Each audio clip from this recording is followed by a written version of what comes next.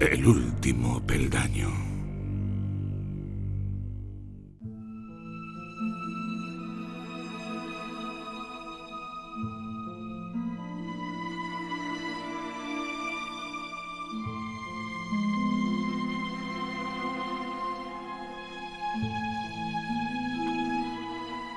Sin duda hemos tratado muchas veces la figura de Sir Arthur Conan Doyle en este programa, quizá mucho más enfocada a su faceta como gran maestro de la literatura y creador de uno de los detectives más famosos, quizá el más famoso de la historia, Sherlock Holmes, pero todos sabemos, y bueno, así lo hicimos, lo pusimos de manifiesto en aquel evento que hicimos no hace mucho, que Sir Arthur Conan Doyle fue uno de los apóstoles más importantes del espiritismo. Bueno, pues precisamente de eso trata un libro que acaba de publicar pues uno de los también mayores expertos en Sir Arthur Conan Doyle, ¿no, Juanjo? Sí, Alistair Duncan ahora mismo es miembro de la directiva de la Sherlock Holmes Society de Londres, de la Sociedad Sherlock Holmes. Es uno de los mayores expertos, ha escrito una trilogía, la cual esta es la tercera entrega sobre la biografía de Conan Doyle, y bueno, yo creo que ahora mismo es una de las personas que más conoce no solo a Sherlock Holmes, sino la persona real de Sir Arthur Conan Doyle. Uh-huh. Este libro, que tiene un título que al traducirlo sería El mejor sitio, el lugar más... No hay un lugar mejor que este, podríamos decir. O sea, que se refiere, entiendo, al más allá, ¿no? No. ¿No sé? No. Pues mira, ya me engaña, ¿no? Porque uno cuando ve la portada del libro, que se ve a Conan Doyle y se ve esa fotografía de fantasma y está claro que está hablando de espiritismo, pues cuando dice que no hay mejor sitio, pues uno tiene que entender que como en el cielo en ninguna parte, ¿no? Y entonces, ¿cuál es el secreto del libro? Realmente se refiere a Windlesham, que es la población a la que se mudó Conan Doyle junto a su mujer, y en una carta que le escribió a su madre hablándole del lugar le dijo que no había un lugar mejor que ese, y ese es realmente lo que da el título al libro. Uh-huh. Muy bien, pues tú has entrevistado a Alistair Duncan, has tenido la posibilidad de hablar con él, tenemos sus declaraciones y vamos a ofrecérselas a los oyentes, vamos a hacer una traducción casi simultánea. Tú irás un poco planteando la pregunta que le has formulado, la serie de preguntas que le has formulado, y bueno, escucharemos lógicamente la voz de Alistair y yo iré de alguna manera leyendo la traducción, pero antes tenemos que decir algo. Hay que hablar también un poquillo del libro antes de hacer las preguntas. Básicamente el libro, como he dicho, es la tercera entrega de una trilogía de la biografía y cubre los años de 1907 a 1930 en la vida de Sir Arthur Conan Doyle. Esa es precisamente la época en la que Sir Arthur Conan Doyle, además de resultar interesante para nosotros por las aventuras de Sherlock Holmes, que por supuesto empezaron mucho antes, resulta interesante porque es la época en la que se convierte en un, digamos, ya no un aficionado ni un entusiasta del espiritismo, sino en un campeón del espiritismo, como ellos mismos lo llaman, ¿no? Durante lo que ha hecho Alistair Duncan básicamente ha sido recoger un montón de artículos de distintos periódicos, de muchas publicaciones, los ha ido ordenando todos, y el libro básicamente pues va año por año explicándote todo lo que va haciendo Conan Doyle en cada época de una manera cronológica muy bien explicada. En esta época, pues Conan Doyle, por ejemplo, fue cuando publicó su novela sobre boxeo, hizo la obra de teatro de la Casa de Temperley. Fue la época en la que estuvo por Australia, por Nueva Zelanda, por África, haciendo, prácticamente divulgando todo lo que era el espiritismo y atrayendo a la gente de todos esos países hacia el espiritismo, ¿no? Él se convirtió, pues ya digo, en un auténtico campeón, un auténtico luchador. Y bueno, pues básicamente todo eso es lo que se va contando. El libro no está en español, solamente se puede encontrar ahora mismo en inglés. No, por desgracia, no lo he traducido, como sí traduje el anterior, uno de los anteriores, cerca de Holmes. Uh-huh. Este no está traducido ahora mismo, pero desde luego quien domine el inglés y quiera conocer toda esta etapa de Conan Doyle, o incluso las anteriores, yo recomiendo que adquiera este libro o los otros dos. Uh-huh. En cualquier caso, es un inglés fácil, un inglés que se puede seguir. Sí, además como son todo, básicamente está escrito en base a artículos periodísticos y tal, yo creo que es bastante fácil. Uh-huh. Bueno, pues vamos a pasar a la entrevista. Cuéntanos un poco antes de empezar cómo contactaste con él. ¿Es una persona asequible? ¿Es una persona...? Bueno, yo como he sido su traductor, pues digamos que ya tengo cierto trato con él, ¿no? Y sí, yo creo que es una persona bastante asequible y está muy abierto a contarle a la gente pues lo que él opina de Sherlock Holmes, de Conan Doyle y todas estas cosas. Ya te digo que ahora mismo es vocal de la Sherlock Holmes Society. Y ya te digo, es una de las personas más reputadas en todo lo que tiene que ver con Sherlock Holmes y Conan Doyle. Uh-huh. O sea que nos vamos a ir a Londres y vamos a escuchar las respuestas que te dio en su momento Alistair Duncan. Si te parece, comenzamos con la primera. ¿Qué le preguntaste? Bueno, pues como he dicho, el libro narra los últimos años de la vida de Conan Doyle y son los años en los que Conan Doyle se centró básicamente en el espiritismo. Por supuesto, siguió escribiendo sobre Sherlock Holmes, siguió escribiendo, digamos, haciendo su vida normal, pero él, como siempre, consideraba a Sherlock Holmes como algo muy secundario. De hecho, llega a decir que es un personaje sobrevalorado. Pues él se centró y como explica en el libro, empezó con esos viajes por Australia, por Nueva Zelanda, por África, contándole a todo el mundo lo que era el espiritismo. Él estaba muy influido por Allan Kardec, sobre todo. Y bueno, pues lo que yo creo que nos preguntamos todos es qué pasó en la mente de Conan Doyle para que una persona que incluso más bien parecía que era para nada creyente en todas estas cosas, que era bastante reacio a creer en todo esto, que se activó en su mente para que de repente, qué resorte fue el que convirtió a Conan Doyle del Sherlock Holmes lógico-deductivo en el Conan Doyle del espiritismo y de las hadas. People are always looking for a trigger. Some have suggested that it was the death. La gente siempre está buscando un motivo. Algunos han sugerido que fue la muerte de su padre, otros que fue la muerte de su hijo. Lo cierto es que Arthur Conan Doyle se había interesado ya en toda esta idea de la vida después de la muerte, después de sus primeros días en Portsmouth. Su interés en el espiritismo era lo principal. Él veía las hadas como un medio para alcanzar su objetivo. Pensaba que podía convencer a la gente de la existencia de hadas. Entonces sería más fácil hacerles creer en otros fenómenos sobrenaturales. Es curioso, ¿no? Porque él lo que quería, cuando empezó con el tema de las hadas, era que a través de las hadas la gente se abriera al mundo de lo sobrenatural, ¿no? Pero eso, como veremos luego, le llegó a provocar ciertos problemas. Hay quien dice que, bueno, parece ser que él llegó a decir incluso que con todo esto de la Primera Guerra Mundial que acaba de suceder, hay mucha gente que estaba muy desanimada, ¿no? Y cuando él le preguntaban qué le podía decir a esas personas, decía simplemente: me temo no puedo decir nada que valga la pena, solo el tiempo sana. Sin embargo, él empezó a conocer a una persona que hacía escritura automática, Lily Loder Simmons, y empezó a decir, parecía que alguna fuerza extraña se apoderaba de su brazo, escribía mensajes que se decía que procedían de los muertos. Sin embargo, él aún mantenía un poco de escepticismo, ¿no? Decía, hay que mirar siempre con recelo esto de la escritura automática, porque es muy fácil engañarse a sí mismo. ¿Cómo puede uno saber si la medium está conscientemente dramatizando trazos de su propia realidad? Sin embargo, empezó a recibir mensajes a través de esta escritura automática de un cuñado de Malcolm Leakey, que había muerto en la guerra y que se refería a un episodio que él no había conocido. Bueno, que solo él conocía, mejor dicho. Eso le empezó a hacer pensar que sí que podía ser que todo esto del más allá fuera una realidad. Y como he dicho antes, parece ser que influido por Allan Kardec, influido por todas las corrientes que había en aquel momento y que hemos visto otras veces en el mundo victoriano, él empezó a sumergirse en este mundo hasta convertirse en lo que luego fue, el campeón del espiritismo. Vamos a la segunda pregunta.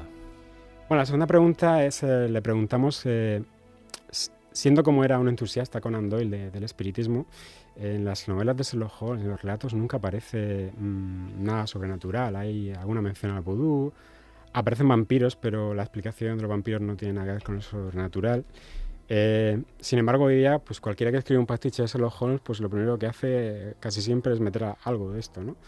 ¿Por qué él no? Entonces lo que le preguntamos fue por qué Conan Doyle no introdujo estos fenómenos sobrenaturales o paranormales en los relatos de Sherlock Holmes. Arthur Conan Doyle never introduced any supernatural elements into the Sherlock Holmes. Arthur Conan Doyle nunca introdujo ningún elemento sobrenatural en los relatos de Sherlock Holmes por la simple razón de que los consideraba una materia demasiado importante para Sherlock Holmes. Creo que él pensaba que estaría banalizando un interés por lo sobrenatural en la vida que después de la vida sí metía a Sherlock Holmes en ello. Él era ya famoso por ser como era y no tenía necesidad de involucrarlo con fantasmas. Conan Doyle estaba más encantado de tener a otros personajes como el profesor Challenger para promocionar su interés en el espiritismo. Pues fíjate, él no estaba nada convencido de que Sherlock Holmes tuviera que ser el personaje que tuviese todos estos elementos sobrenaturales. Tenía al profesor Challenger, como él dice, que sí que, y bueno, y él tiene muchísimos relatos de fantasmas y de misterio y de cosas así, pero él quería dejar a Sherlock Holmes aparte de este mundo. De es curioso, ¿no? Lo que él hizo. Y bueno, y es curioso también que lo que yo le decía a él, ¿no? Es que hoy día cualquiera que se pone a escribir un pastiche sobre Sherlock Holmes, pues es raro que no hable de estas cosas, ¿no? Incluso ahí pues tenemos aquí a Alberto López Aroca, que puso al Mari Celeste en uno de los relatos de Sherlock Holmes y le da una explicación, ¿no? Todo el mundo, o meten a Drácula, o meten a estos personajes sobrenaturales. Él simplemente pensaba que meter todo esto en Sherlock Holmes era banalizarlo. Es bastante curioso, ¿no? Y es curioso cómo utiliza siempre una especie de muletilla, ¿no? En este caso Challenger, para no tener que poner al personaje principal y salvaguardar de alguna manera su prestigio, ¿no? Su reputación. Claro, y de hecho, bueno, es curioso porque Challenger, que es el protagonista, por ejemplo, del relato este de los dinosaurios, del mundo perdido, Conan Doyle hizo una cosa muy curiosa, y es que presentó en un congreso de magia la película del mundo perdido que se hizo, que todavía no ha visto nadie, la presentó como si fuera imágenes de verdad de dinosaurios. O sea que Conan Doyle hasta cierto punto, pues supongo que también tenía su sentido del humor, ¿no? Pero ya digo, tenía Challenger para estas cosas, o tenía otro tipo de relatos, hay historias como de la estrella polar y cosas así que van por este camino, pero sin embargo Sherlock Holmes siempre lo mantuvo fuera de todo ese mundo, no quiso mezclarlo nunca. Vamos con la tercera pregunta. Bueno, pues la tercera pregunta yo creo que se la hice más que pensando en lo que ocurre hoy día también, ¿no? Defender el espiritismo, o para nosotros pues hablar de esas cosas en la radio, por ejemplo, pues a veces te provoca que recibas burlas por muchos tipos de personas, ¿no? Y en el caso de Conan Doyle, pues por ejemplo, cuando hace unos años se dijo que peligraba la casa Anderson donde Conan Doyle había vivido y donde había escrito tantos relatos tan maravillosos y se había reunido con Bram Stoker y toda esta gente, pues se llegó a decir, por parte incluso de personas de la administración pública en Inglaterra, que bueno, que la casa de Conan Doyle no tenía mucho interés porque Conan Doyle no era un autor como Jane Austen, ¿no? Entonces yo le pregunté a Alistair si realmente todo esto de haberse metido en el espiritismo es lo que le podía haber causado a Conan Doyle el estar visto de una manera inferior con respecto pues a autores como Austen, como a Dickens, más o menos de la misma época victoriana e inglesa. Arthur Conan Doyle suffers at the hands of literary snobs who downplay his importance next to Arthur Conan Doyle está mal visto por los snobs que le quitan importancia frente a Austen o Dickens. A veces su interés en lo paranormal se usa como un palo con el que golpearle, pero él es menospreciado principalmente porque se hizo famoso como autor de relatos cortos en vez de como autor de novelas, a diferencia de los otros. Esta es la razón principal de que los que no pueden ver más allá lo clasifiquen como un escritor de segunda división. Es que yo creo que a veces parece que el que no escribe una novela como Dostoyevsky, Crimen y Castigo, de esos de, no sé, de 2000 páginas, es que es un mal escritor. Yo creo que tenemos muchísimos ejemplos de brillantísimos escritores que han hecho cosas muy cortas. Nuestro Cervantes escribía en 3 meses, por ejemplo, y eran cosas muy breves. Y algunos incluso superaban al Quijote, ¿no? Poe, por ejemplo, Poe hacía relatos cortísimos. Gustavo Adolfo Bécquer escribía leyendas y rimas muy cortas y son sublimes. Por lo tanto, yo creo que es lo mismo que le puede ocurrir en un momento dado a Conan Doyle. Esos relatos cortos pueden ser pues auténticas obras de arte, como Philip K. Dick cuando escribe Sueñan los androides con ovejas eléctricas y hace una obra maestra de la ciencia ficción, por ejemplo. Sí, yo no sé lo que opinan los demás, pero a mí esto siempre me ha dado mucha rabia, ¿no? Parece que si te gusta Julio Verne, si te gusta Conan Doyle, si te gusta ese tipo de escritores, pues eres no sé si decir un friki, ¿no? Pero no eres igual que alguien a quien le gusta, yo qué sé, James Joyce o Hemingway o ese tipo de escritores o Chekhov, por supuesto, todo ese tipo de escritores que tienen como más fama, pero desde un punto de vista más intelectual, ¿no? Y yo creo que esto es completamente injusto. Si hoy, por ejemplo, nos vamos al cine, pues la cantidad de adaptaciones que se están haciendo de Sherlock Holmes en cine o en televisión es realmente impresionante, ¿no? Y las adaptaciones que se hacen de Jane Austen con perdón, pues son muy pocas, ¿no? Y no quiero decir que Jane Austen sea una mala escritora, para nada, ¿no? Pero por algo será, ¿no? Que hay tanta gente que quiere recuperar a estos personajes, que quiere recuperar a la memoria de Conan Doyle o de Julio Verne o toda esta gente. Y yo creo que eso es una pena, ¿no? La verdad es que yo creo que es como él dice, hay mucha gente que quizá intenta buscarse una etiqueta en el mundo de la literatura o de la crítica, ¿no? Subestimando a este tipo de escritores. Ya te digo, en Inglaterra todo el mundo que quiere darse pues un poco de etiqueta, pues habla siempre de Dickens y habla de Jane Austen, pero no hablan de Conan Doyle. Es así, yo creo que menospreciar a Conan Doyle por eso es una falta de cultura, fundamentalmente. Yo creo que la cosa está así. Vamos con la siguiente pregunta.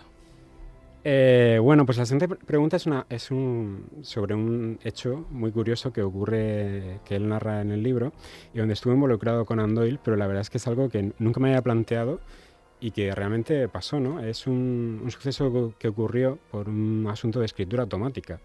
Hubo un juicio, que ahora después lo explicaremos, en el que lo que se disputaban eran los derechos de escritura, de la escritura automática del texto que había sido producido a través de la escritura automática.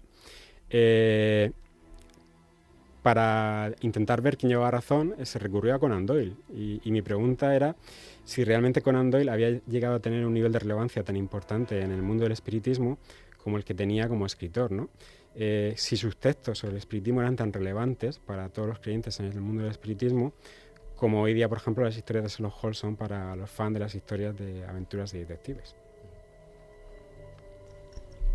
Arthur Conan Doyle was indeed very influential in the world of spiritualism.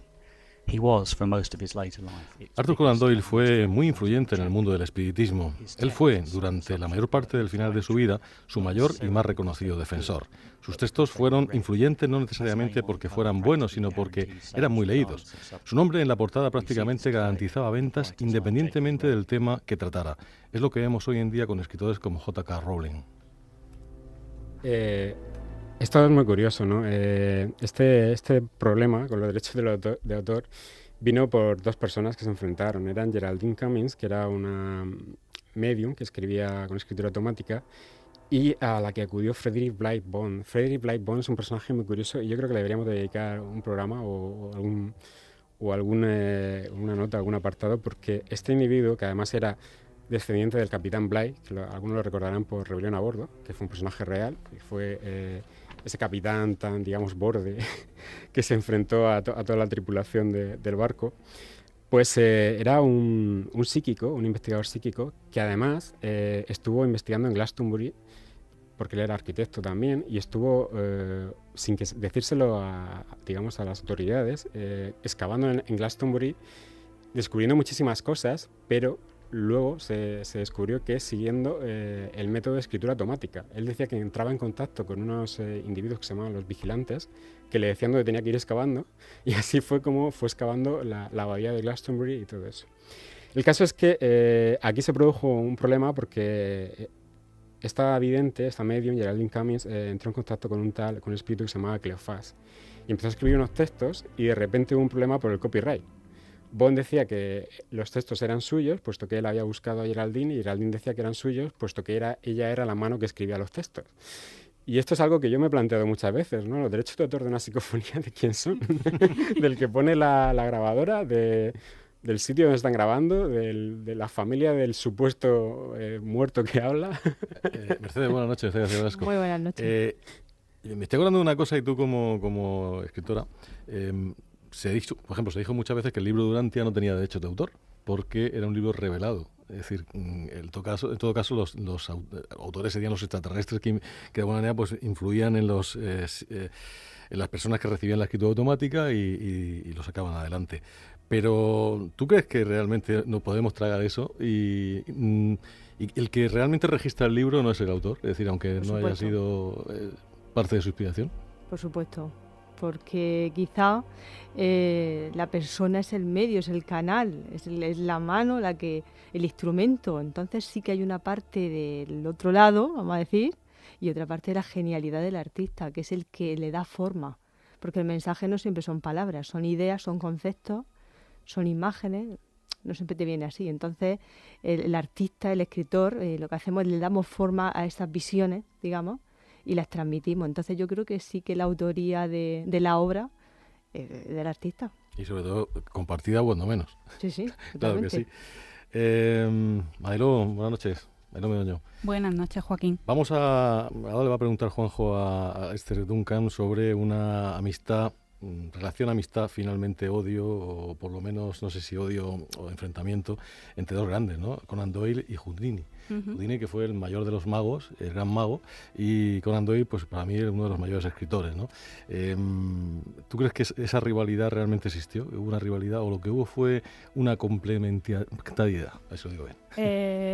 Hubo una gran amistad que más tarde se convirtió en una gran rivalidad, hasta el punto de, como bien ha comentado Juanjo en alguna que otra ocasión, en llegar a escribir cada uno un libro rebatiendo las ideas del otro y a ver cuál de los dos libros era mejor. Entonces ahí hubo mezcla de las dos cosas. De sentimientos, ¿no? Exactamente. En el fondo sí que había amistad. Juanjo, ¿qué le preguntaste a Lester sobre esta curiosa relación? Bueno, antes de eso, sobre lo anterior, en el juicio Conan Doyle se puso de parte de la chica que hacía escritura automática y ganaron el juicio. Fíjate. O sea, curioso, ¿no? Curiosísimo, de luego. Bueno, pues sobre Houdini, efectivamente le pregunté sobre la relación, ¿no? Porque sabemos que se rompió de una manera muy desafortunada, que ahora explicaremos. Y lo curioso de esta relación, ¿no? Es que lo que se ha dicho siempre es que Conan Doyle trataba de convencer a Houdini de que lo que Houdini hacía era magia. Magia real, no trucos. Lo cual nos puede parecer un poco absurdo, ¿no? Y a mí siempre me ha parecido un poco sorprendente, ¿no? Porque, bueno, convencer a alguien de que lo que está haciendo no es lo que él cree que hace, pues es curioso, ¿no? Y le pregunté también si la relación había acabado tan mal. Y, bueno, esta es la respuesta. Vamos a escucharlo. Arthur Conan Doyle became convinced that Harry Houdini was a genuine medium and not a conjurer, despite Houdini's best. Sir Arthur Conan Doyle estaba convencido de que Houdini era un medium auténtico y no un ilusionista, a pesar de la insistencia del propio Houdini en convencerlo de que esto no era así. Ambos se mantenían con respeto mutuamente por ser fuertes en la defensa de las ideas opuestas. Arthur Conan Doyle se sintió realmente triste de la muerte de Houdini, pero se reconfortaba con la idea de que Houdini realmente sabría la verdad ahora que había muerto. O sea, llegó a estar convencido de que este hombre era un auténtico, medium o que lo que hacía no era truco, era... Y lo gracioso es que terminó pensando que, bueno, ya que se había muerto, pues ya se habría dado cuenta de que la razón era la de Conan Doyle, ¿no? Por cierto, Juanjo, creo que había por ahí una historia de que el propio Houdini dijo que cuando muriese iba a dar de alguna manera, si había algo, ¿no? Iba a darle el mensaje a alguien, ¿no? Sí, a ver, es que esto fue una cosa que pensó con mucha lógica y que efectivamente... se demostró, nadie pudo demostrar que hablaba en su nombre. Él dejó una clave que solo conocía a su mujer, para que si alguien intentaba convencer a su mujer de que había hablado en nombre de Houdini, si no daba esta clave, la mujer sabía que no era Houdini y nadie consiguió dársela. Es curioso porque la historia de estos dos personajes empieza cuando se conocen y los dos tienen una inquietud muy grande porque Conan Doyle acaba de perder a su hijo en la Primera Guerra Mundial y Houdini ha perdido a su madre. Entonces los dos tienen como la necesidad de que tienen que creer en que existe ese mundo del más allá. Y bueno, por aquella época hay un espectáculo como es el de los hermanos Davenport, que es un espectáculo donde tres hermanos, o cuatro hermanos, se meten dentro de una caja, los atan dentro de un armario, les ponen unos instrumentos musicales y a pesar de estar atados, cuando cierran todas las puertas se ponen a tocar, se oye la música desde dentro, ¿no? Entonces, esto, pues la explicación que daban los Davenport de cara al público era que era algo paranormal, que ellos tenían poderes y tal. Y Houdini sabía que no. Houdini era uno de los mejores magos, si no el mejor mago que ha existido jamás. Y de hecho, Houdini sabía cómo hacerlo y empezó a imitar el truco, ¿no? El problema estaba en que, bueno, pues Houdini y Conan Doyle de vez en cuando se encontraban en viajes, iban hablando de todas estas cosas. Y Houdini estaba muy dispuesto a creer, hasta el punto, aunque era muy escéptico, él quería creer. Hasta el punto que, bueno, pues se hicieron una sesión de espiritismo en Atlantic City, me parece que fue, donde la mujer de Conan Doyle hizo de medium. Y en esa sesión apareció la madre de Conan Doyle. Bueno, digamos que se impersonó a través de la medium, de la mujer de Conan Doyle. Esta sesión, que aparentemente para Conan Doyle había sido un éxito y había demostrado a Houdini que su madre estaba en el otro lado y que había hablado con él, Houdini estuvo todo el rato callado durante la sesión, se fue, no volvió a hablar y se fue muy enfadado. Se fue muy enfadado porque la supuesta madre su supuesta madre había hablado en inglés cuando su madre no hablaba inglés. Había comenzado dibujando con escritura automática una cruz cuando su madre era judía. Y lo había llamado Harry cuando a él lo llamaba Eric. Entonces él sabía perfectamente que no era su madre. Y esto fue lo que provocó el enfrentamiento, más que enfrentamiento, porque los dos eran muy caballeros, muy caballerosos, pues que, bueno, un enfrentamiento, digamos, intelectual, ¿no? Y a partir de ahí Houdini cambió hasta el punto de que empezó a dedicarse a perseguir a todos los medium, videntes, estafadores, etcétera, y a hacer lo que llegó a llamar el espectáculo sí, de verdad vuelven los espíritus, que es una función de teatro que hacía en el Teatro Lyceum, en Londres, por ejemplo, donde se dedicaba a hacer los trucos que los medios hacían. Los que estuvisteis, por ejemplo, el otro día en la Noche de Ánimas con nuestros amigos de Interpublic, recordáis que hubo un mago que levantó la mesa durante un momento de la sesión. Eso para nosotros hoy día sabemos que es un truco, porque lo hemos visto en la tele, porque los propios magos que nos lo dicen, que lo hacen, nos lo dicen, ¿no? Que es un truco. Pero en aquella época la gente creía que la mesa se levantaba de verdad porque había un espíritu. Y eso fue lo que provocó que Houdini a partir de entonces se volviera, pues ya digo, se dedicaba a perseguir a todos los videntes medium, los iba destapando, se metía incluso en sesiones de espiritismo disfrazado para que no lo reconocieran, para estudiar lo que hacían y luego lo reproducía en el teatro para demostrar que se podía hacer. La verdad es que la credibilidad no solamente de Conan Doyle, sino de la sociedad en aquel momento era pues algo que hoy nos sorprendería, ¿no? Cómo se podía dar crédito a determinadas cosas. Como por ejemplo se le dio crédito por parte de Conan Doyle a la existencia de hadas y de fotografía de hadas. También se lo preguntas, ¿no? A Alistair Duncan. Sí, y bueno, de hecho, espero pronto daros una sorpresa con el tema de las hadas, pero... No me digas que has capturado una. No. Pero el caso es que, durante la época de este libro es también cuando ocurre el famoso hecho de las hadas de Cottingley, que le dedicamos aquí un programa hace tiempo. Y es una historia que yo creo que es muy bonita, te la creas o no, yo creo que es una historia muy bonita porque, fue una historia de cómo dos niñas vivieron, en cierto modo yo creo que en algunos momentos sí creyeron, ellas incluso por lo menos en una de las fotos sí que creyeron, y metieron a un montón de gente en un lío gigantesco que llegó pues a salpicar al propio Conan Doyle, ¿no? Y de hecho Houdini también estuvo ahí investigando y encarándose con Conan Doyle a través de artículos, pues diciéndole que eso no iba a ningún sitio, ¿no? A mí lo que siempre me ha sorprendido, y lo que yo creo que nos sorprende a todos, es que alguien como Conan Doyle, que es el escritor de Sherlock Holmes y que es una persona tan culta, que ha viajado tanto, se pudiera haber engañado por dos niñas pues, de la campiña británica. Yo le pregunté a Alistair si él pensaba que realmente quien había engañado o quien podía haber engañado a Conan Doyle no eran las niñas, sino otras personas en cuyas manos Conan Doyle dejó las investigaciones. Y también otra cosa, y es que si era verdad, porque me parecía que sí, que algunas de las críticas más hirientes que se habían hecho a Conan Doyle por haber intentado demostrar la existencia de las hadas, no las habían hecho los escépticos, sino que las habían hecho precisamente los creyentes, sus compañeros que creían en el espiritismo. Es fácil acusar a Conan Doyle de dejarse llevar por las dos niñas que protagonizaron el fraude de Cottingley. Recuerda que Arthur Conan Doyle a malas penas estuvo envuelto en el asunto. Él se encontraba en Australia, en una gira espiritista, durante la mayor parte del tiempo en que ocurrieron los hechos de las hadas. Como dije antes, esto era como un complemento para Conan Doyle. Todo lo que quería era convencer a la gente de que lo sobrenatural era real.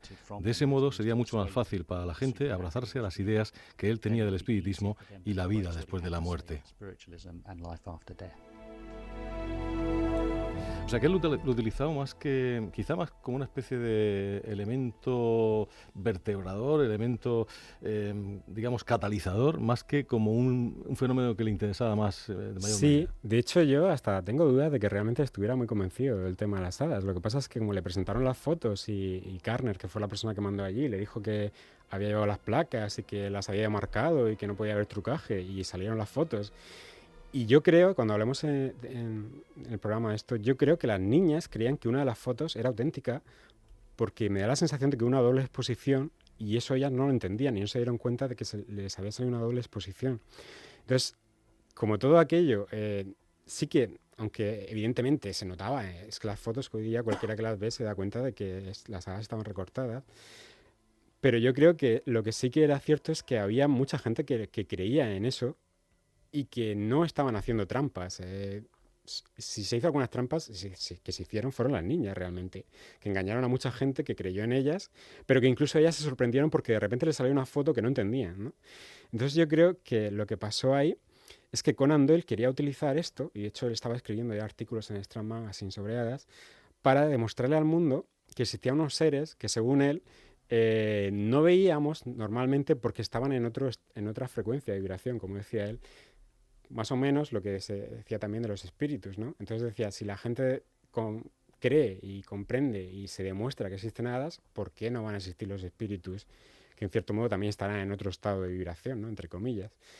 Y curiosamente, ahí viene lo realmente fuerte, la gente que más se ensañó con Conan Doyle no fue la gente que creía en no fue la gente que no creía en nada, no fueron ni siquiera los ateos ni la gente súper escéptica, no, fueron los propios creyentes en el espiritismo los que no entendían por qué Conan Doyle se estaba yendo hacia ese camino que hasta cierto punto hasta podía, según ellos, acabar desprestigiándolos.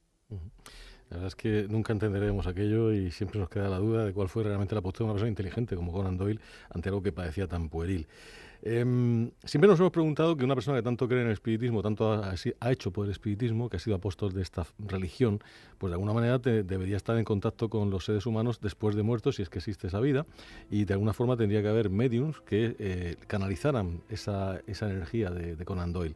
Le preguntaste esto también a Alistair Duncan, ¿no? Sí, y de hecho, si recordáis de la conferencia aquella que hicimos, pues incluso parece ser que existía una logia, creo que era la logia del Águila Blanca, que estaba en contacto con Conan Doyle y que tenía muchos textos de Conan Doyle.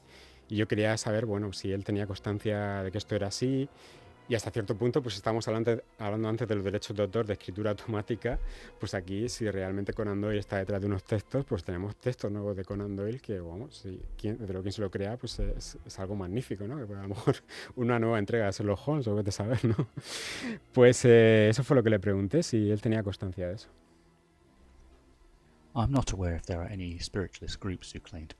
No me consta que haya grupos espiritistas que afirmen estar en contacto con Arthur Conan Doyle, aunque imagino que probablemente debe haberlos. Sé que hay grupos que afirman haber escrito libros que contienen el resultado de sus conversaciones con Arthur Conan Doyle, y sé incluso que hay un vídeo bastante largo de un medium que afirma estar poseído en ese momento por Arthur Conan Doyle. Pero como afirmo al principio de mi libro No Better Place, esto es algo en lo que no creo. Admiro completamente la firmeza de Conan Doyle en sus convicciones, su disposición a viajar por todo el mundo para difundir el mensaje, pero no comparto sus creencias. This is not something I believe in. I strongly admire Arthur Conan Doyle's strength of his convictions and his willingness to travel the world to spread his message, but I do not share his belief. Está claro que él no comparte estas creencias, pero sí que al vídeo al que hace referencia sí que hemos tenido acceso, y yo creo que es el momento de, ahora comentaremos esta parte, pero que es el momento porque viene muy bien para ilustrar lo que escuchemos, un pequeño fragmento de ese vídeo de un tal Arthur Pacheco, que parece que tiene nombre hispano, ¿no? Arturo Pacheco, y luego se ha ido a Londres el hombre y se ha puesto Arthur Pacheco, da la impresión, ¿no? Y vamos a escuchar primero ese vídeo y después escucharemos, para comparar, la voz auténtica de Sir Arthur Conan Doyle en aquel famoso vídeo que tú tradujiste en su día y que le subtitulamos, y que, bueno, pues contaba también sus ideas sobre el espiritismo y lo pusimos en aquella presentación. Escuchamos al señor Arthur Pacheco. In that you're not living there, you're only living here. So let's keep it current and pertinent. What then will be the difference to most of you? I dare say it'll be like the feeling of starting all over again. You'll have the distinct feeling that there is a lot of room for a lot of creation. And that's what you're supposed to do. Better yet, if you begin in advance. Here we are in the month of July, in the year previous, 2011. Bueno, ese es un fragmento de un vídeo enormemente largo, curiosamente, porque hombre, yo tampoco es que sea un experto en espiritismo, pero sí que he asistido a unos trances de reconocidos mediums. Yo, por ejemplo, recuerdo al hermano Pedro, que era uno de los más de mayor prestigio, no solamente en nuestra región, sino en España, Y bueno, los trances del hermano Pedro no eran tan enormemente largos, ¿no? Los trances que tenían el tiempo que tenían que estar, porque además el medium sufre en ese momento muchísimo. Y este señor parece que está como tomándose un café. Como en su casa, tío. Y hablando, Pues hablando, está en su casa. Además, hasta actúa, es decir, se ve que en el vídeo está actuando delante de la cámara. Me da la impresión de que él sabe que está la cámara ahí, sabe que tiene que dar mono el hombre y hace pues todo lo que sea para quedar lo mejor posible delante de la cámara. Y bueno, hay que tener muy en cuenta lo que hemos escuchado, la forma de hablar, porque también es verdad que los medios parlantes, los que en teoría el espíritu se posesiona en el cuerpo y hablan por el espíritu que está ahí acoplado, toman la forma de hablar, toman el acento, toman incluso las imperfecciones, si es que tenía alguna, el ser que falleció.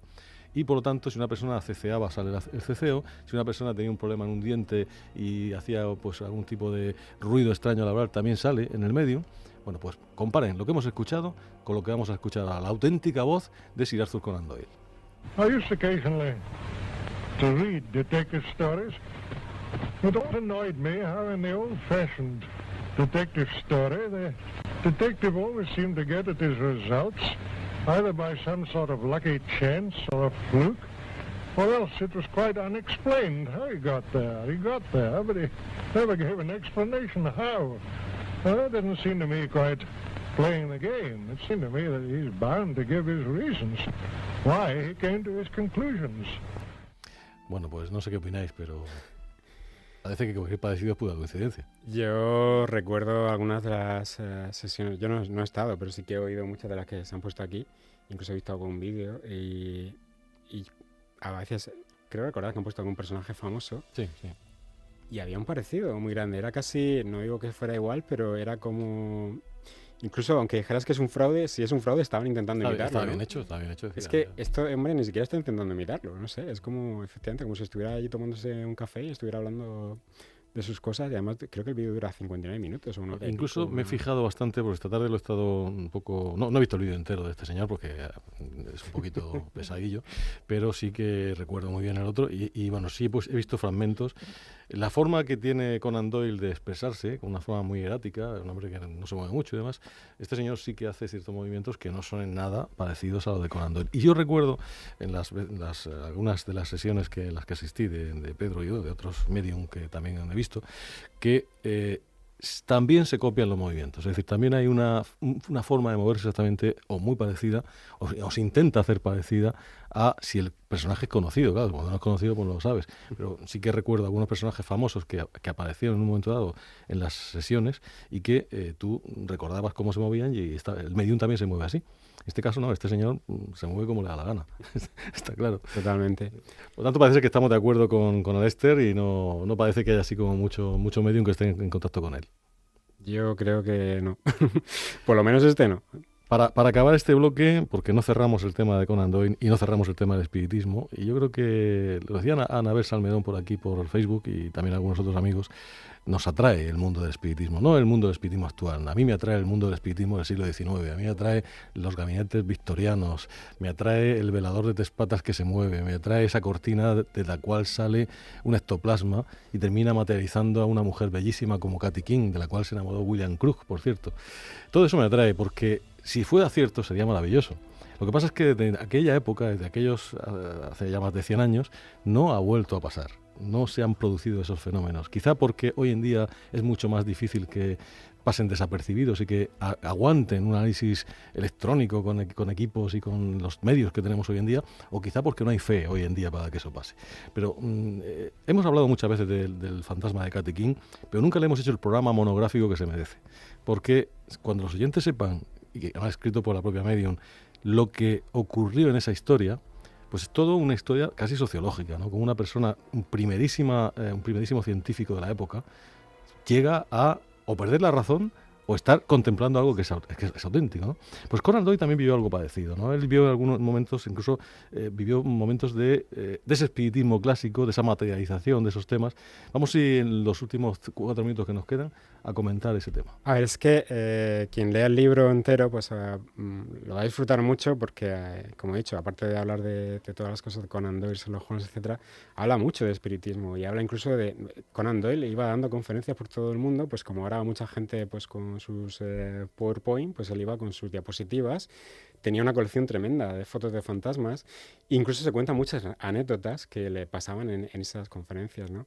Pero lo más curioso, y yo creo que lo más bonito, y quizá deberíamos dedicarle un programa entero, porque hay material para eso, es que él llegó a montar una tienda de libros de espiritismo. Y además la montó en uno de los sitios más céntricos de Londres, enfrente de la abadía de Westminster, con lo cual pues tenía... lo tenía perfecto, ¿no? Y esta tienda, que al principio era solo una tienda de libros, se terminó convirtiendo en un museo, porque claro, Conan Doyle asistía a tantos de estos eventos que empezó a tener un montón de piezas que fue guardando en el museo y que le enseñaba a la gente que veía, ¿no? Y entonces en ese museo había cosas tan impresionantes como una foto de William Cruz con Katy King, que yo la he visto esta tarde y yo creo que no la habíamos visto nunca. Uh-huh. Porque hemos visto muchas fotos de Katy King, pero esa en concreto, con William Cruz, yo no la había visto nunca. Tenía, por ejemplo, otra de las cosas más impresionantes, y yo creo que la que él más impresionante consideraba, era un guante. Un guante, digamos, unos guantes que había hecho en base a un molde que se había hecho durante una sesión de espiritismo. Y además con Richet y científicos que estaban allí revisando, que estaban mirando lo que pasaba. Según Conan Doyle, y según se explica, de repente se materializó un espíritu, empezó a aparecer el ectoplasma allí, y entonces lo que hicieron fue, como tenía manos, metieron las manos dentro de una parafina, hicieron un molde y generaron las manos con los guantes. Digamos guantes, pero... El caso es que estas manos eran más estrechas por la muñeca que por la mano, con lo cual si las hubiese hecho una persona, al sacar la mano, se hubiesen hinchado y hubieran sido tan anchas. Había roto, lógicamente, el molde. Claro. Entonces, bueno, si se hicieron con algún truco, pues se hicieron con algún truco, pero el caso es que estaban bien hechas en ese sentido, ¿no? Había muchas más cosas, ¿no? Y las tenemos que ir comentando un día. Había incluso, pues, un cuadro maravilloso hecho por una persona que no sabía dibujar durante pintura automática, podríamos decir, no escritura. La historia de un hombre que la gente decía que lo veía salir por la ventana y andaba en vertical por las paredes, como si fuera Spiderman, o incluso más. Hay fotografías incluso. Sí, ahí hay una fotografía. Entonces, bueno, yo como cuando estuve en el Museo de Brujería de Segovia, que por desgracia ya no está, sabes que muchísimas de las cosas que están allí, pues, o casi todas, no son auténticas. Pero sí que son cosas de las que la gente ha creído, ¿no? Y a mí eso me gusta, aunque sea desde el punto de vista antropológico, sociológico, etcétera. Y es una pena porque este museo se acabó perdiendo. Resulta que Conan Doyle empezó a tener muchas pérdidas con esta librería, donó todos los objetos a una asociación que se la llevó a otra zona de Londres, a otra calle, pero con la Segunda Guerra Mundial no está muy claro si es que con los bombardeos de los Blitz o lo que pasó, aquello se perdió todo y no se sabe dónde están todas estas piezas, pero estas piezas estaban. Y bueno, ojalá algún día aparezcan, pero desde luego vamos a intentar un día recuperarla y contar todo lo que había allí, porque es algo, yo creo, que merece la pena. Prometemos 2 programas monográficos, uno dedicado a toda esta historia de Conan Doyle con los elementos que acabas de relatar, y otro, porque es que yo creo que si no se nos va a padecer, del fantasma de Katy King, pero desde prismas que hasta ahora no han sido tocados, prismas que tendrían que ver incluso con la propia posibilidad de que allí se presentase no una entidad, sino un egregor, algo que hubiesen creado precisamente todos los que creían en ella, ¿no? Y eso es una posibilidad interesante que hasta ahora no la he visto contemplada en ningún sitio y puede ser algo innovador. Así que, amigos oyentes, tienen esas 2 promesas hechas y hoy cerramos aquí, ponemos punto y seguido, o punto y aparte, pero sin cerrar la puerta a la figura de Sir Arthur Conan Doyle y este libro, un libro que estamos deseando de verlo en español, porque es un libro que seguro que mucha gente va a poder disfrutar y va a poder de alguna manera entender mejor la figura del gran Sir Arthur Conan Doyle.